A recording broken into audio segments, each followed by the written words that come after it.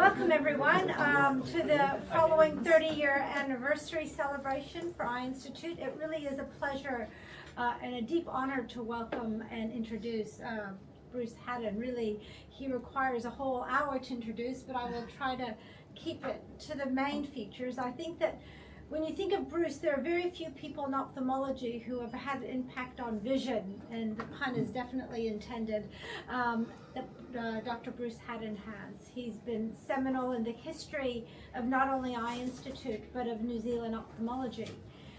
He served as the president of the New Zealand branch and was had a critical role in combining the Australian and New Zealand colleges. So we went from RACO to RANSCO. And that was through a lot of his engineering and political work that he did. He was the first New Zealand president of RANSCO in 2002.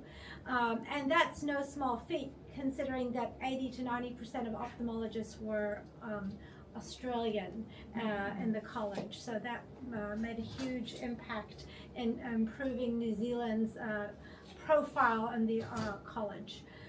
Through the years, he's had many important roles in guiding and stewarding ophthalmology through some very difficult times, and both again at a college level and an international level. For Eye Institute, he's one of the founding fathers, along with Peter and Tony, and we wouldn't be here without their vision and their innovation. I know when they set Eye Institute up, they went overseas and looked at the best eye centers all over the world and came back and created the first Eye Institute based on that. So really they were always very forward thinking. Bruce has also been a mentor to a whole generation of ophthalmologists, including myself. And there are a few other people who have the statesman approach and poise and dignity that Bruce has. And whenever I've been in any quandary of any sort, I've always sought his advice, and his words of wisdom have really been very invaluable to me throughout my career. He's also a slick surgeon, and I remember coming up as a registrar from Dunedin, and the first case I saw with him was at Green Lane Hospital, and it was this very white cataract, and he just he operated as though he wasn't even touching the tissues. It was elegant. It was basically a spiritual experience watching him operate, and that was been my gold standard, and I don't think I've ever reached that, but I still think back to his surgery. And he not only did cataract surgery, he was a corneal refractive surgeon and a VR surgeon, and as well as a glaucoma surgeon. And I still see his patients that he operated on with these beautiful blebs, 20, 30 years down the line. And so he had an impact on all patients. Those of us know how difficult it is to be good at one type of surgery. He was able to conquer all of ophthalmology. Another gift he's given to Eye Institute is his son. And Peter has been the forefront of our retinal surgery and has carried on that legacy. And what a wonderful gift to pass on. So really, Bruce has been, his DNA, both intellectually and has been all through Eye Institute. And we are indebted to him forever, both on a New Zealand level, an Eye Institute level, and for me, a personal level. So it is a true honor to introduce everyone here to Dr. Bruce Hadden. Well, thank you very much, Helen, for that overly generous introduction. I'm pleased it not continue longer because my head was swelling up.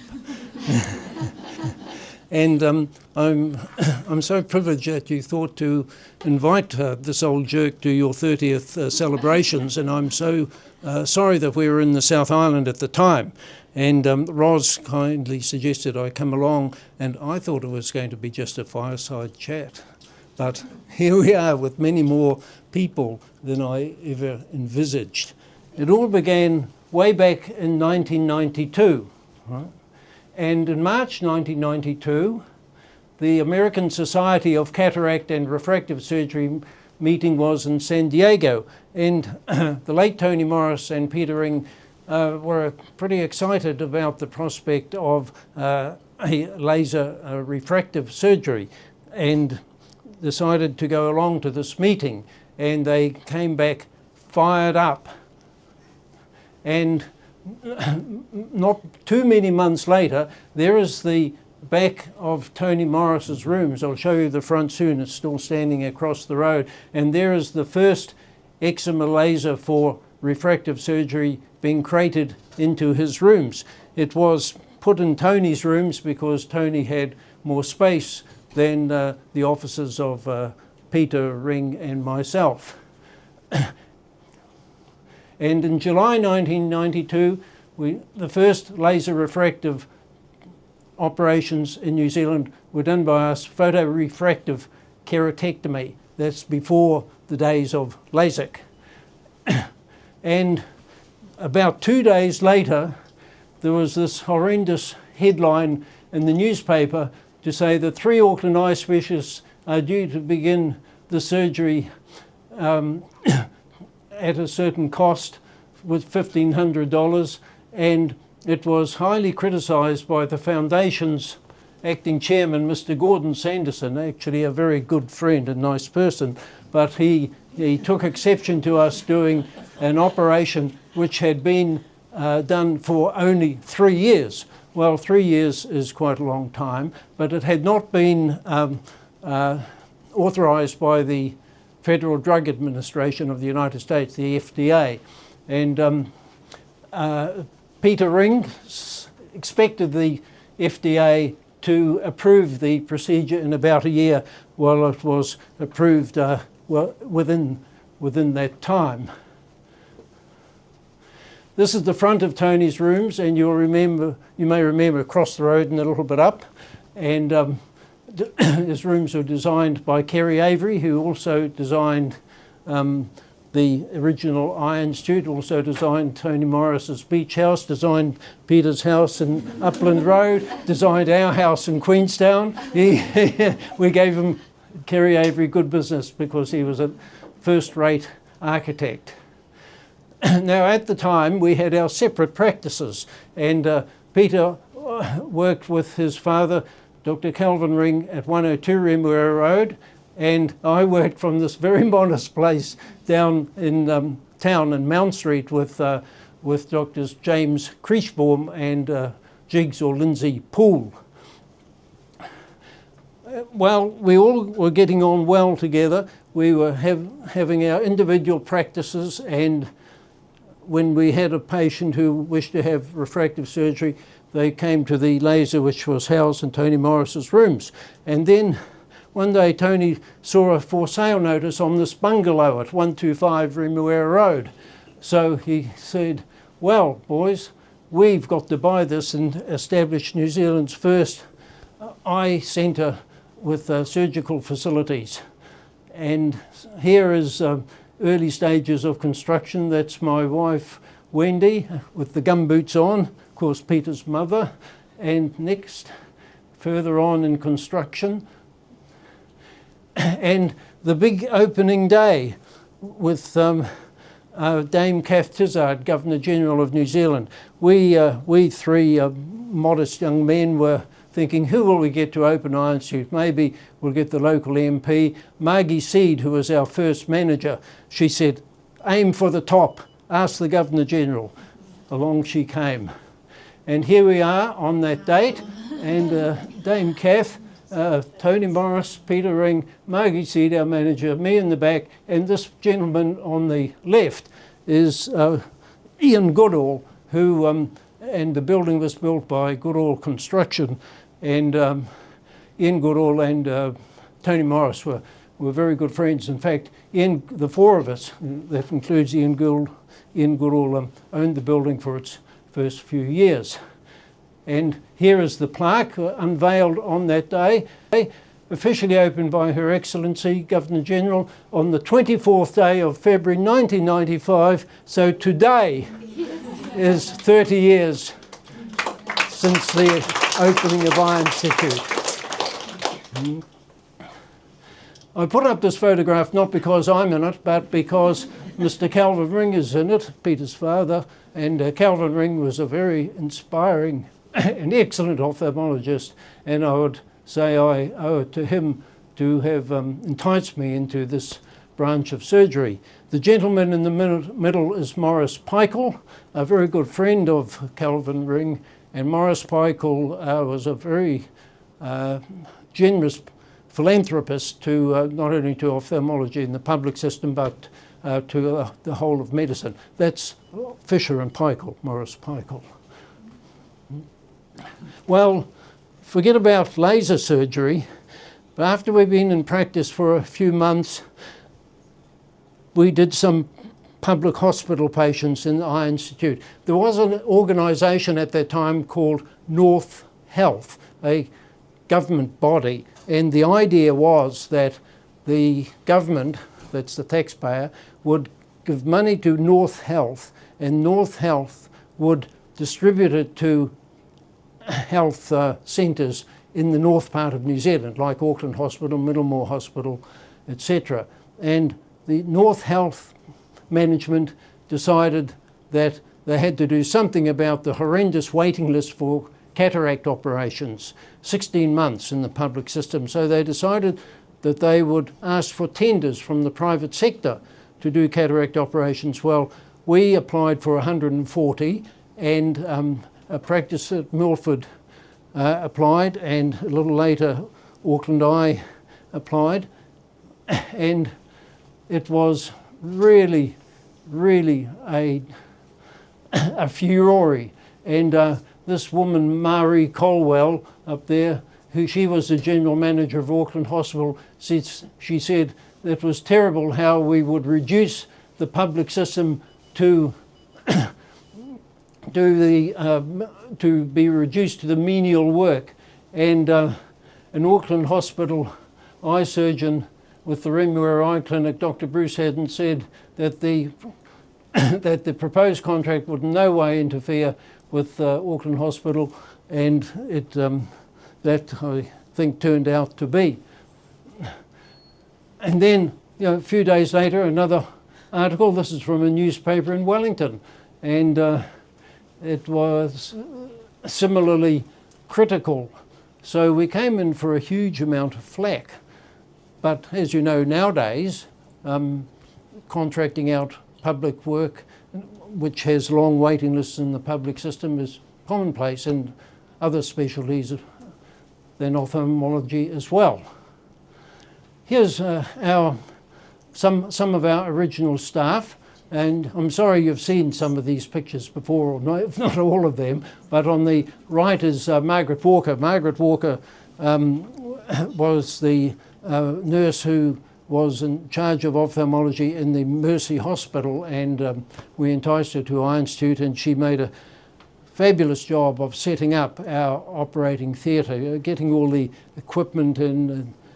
Massive job, and she did that very well with the help of Cess. You know Cecilia there, still with us, and Cecilia took over when Margaret retired. And of course, you can see next to Cess is the late Jasha, and the others secretaries and who you will not know. Alma worked in the theatre, and that's one of Peter's secretaries, one of Tony's, Lisa, behind Cess. Robin was another nurse in the theatre. So here are our four or five technicians, as you know, Jasha and Francis and Rose down the bottom, and technician who worked with me. So the original staff, our first manager was Margie Seed. She got the Governor General for us. Then there in the theatre there was Margaret, Cecilia, Robin and Jill and Amma. And then the technicians were Jasha and Francis and Rose and Lisa and Janice, who was my secretary. And then the my technician. And then the secretaries were Marcia, June, Bridie, Colleen, Julie and Wendy. that was the total staff. Then we had some practice retreats. These were times when we discussed things, planned the next year or two, and they were very useful. And the first was at Solitaire Lodge, which is a fancy lodge at Lake Tarawera, and that was during the building of I Institute. And the first one after I Institute was launched was at Hooker Lodge. We thought we were pretty smart people going to Hooker Lodge, and as you see, there's a gradual decline over the years from Hooker Lodge to the Hilton Hotel down the CBD. And here we are at Hooker Lodge, and Tony Morris top left and Peter Ring, and the man in the middle is Peter Walker, Margaret Walker's husband, myself, and then Margie Seed with her husband in the white behind. And then in the middle here we have Tony Morris's widow Margaret, Alison Ring, and my wife Peter Hadden's mother. Here we are having dinner, and here is a later later retreat at Waiheke Island, and by this time Trevor Gray had joined us. Trevor joined us in 1997, 2 years after we began, and Helen behind. So it's 1999, I think. And it wasn't all wine and skittles, surprisingly. We did do some useful work. We sometimes had an inspirational speaker, but that wore thin after a while, because inspirational speakers inspire you for about a week and then you forget what they said and carry on as usual. Here we are at a later time. Now this will be 1995, because Adam has now joined us. Nick and Peter Hadden joined in 2003, 2005 I mean. Peter and Nick joined in 2003, and I'm not quite sure where that is. Next. And we had some great Christmas parties, and this is one at the Waitakere Ranges. We took that Water Care Express. Some of you may know of it, but because of OSH, it no longer takes passengers, but it ran on a little railway line up into the Waitakere Ranges. And you can see that we've got a couple of chefs here. We've got Peter Ring and we've got Trevor, and we've got Tony's the butcher, and Helen there keeping a watch on us.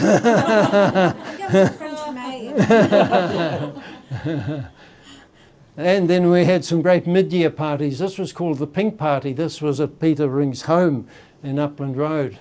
And there we are, all dressed up, well, some are in pink. And I got the prize for being the stupidest.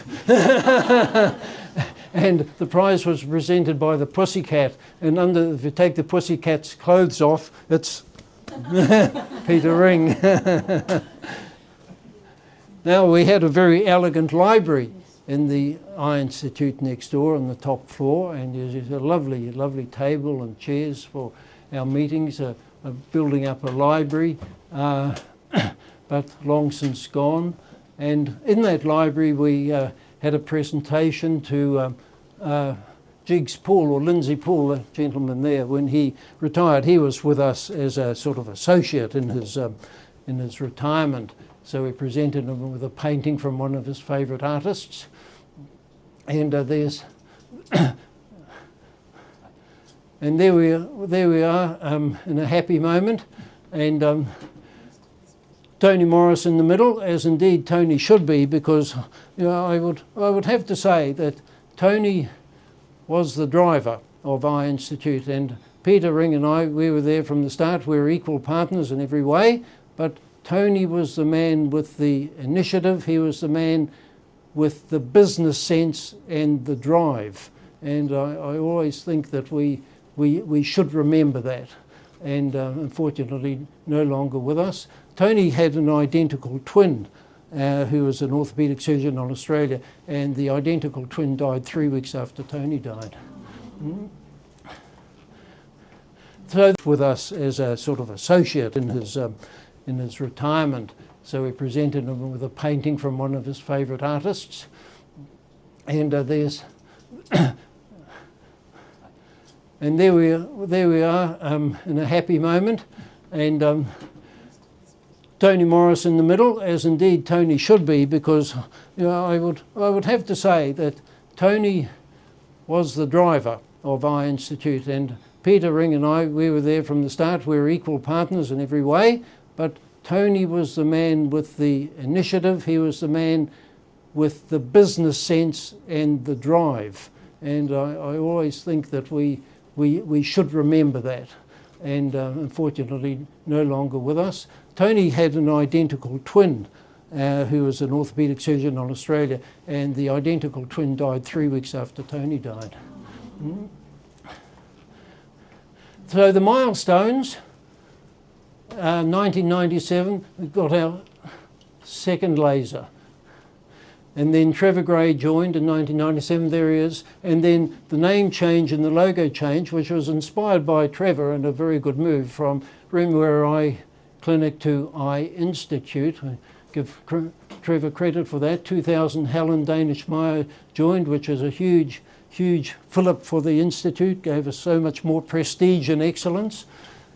And then 2001, Professor McGee started as a consultant. We got our third laser in 2003. Nick Mantell and Peter Hadden joined. And then 2004, because of Nick and Peter Hadden, vitreoretinal surgery began here. And then Eye Institute North Shore in 2005, and Adam joined in 2005. Then the laser suite upstairs, you see this laser suite up there, that unfortunately replaced the elegant seminar room.